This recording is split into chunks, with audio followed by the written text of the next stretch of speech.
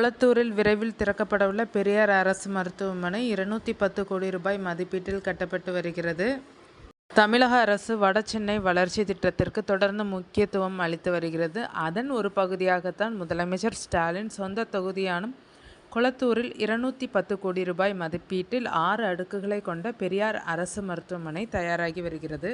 பெரியார் நகரில் உள்ள அரசு புறநகர் மருத்துவமனையை சிறப்பு மருத்துவமனையாக தரம் உயர்த்த முதலமைச்சர் ஸ்டாலின் உத்தரவிட்டுள்ளார். தொடர்ந்து 8/3/2023 அன்று 3 தளங்களுடன் புதிய மருத்துவமனை கட்ட அடிக்கல்லும் நாட்டினார்.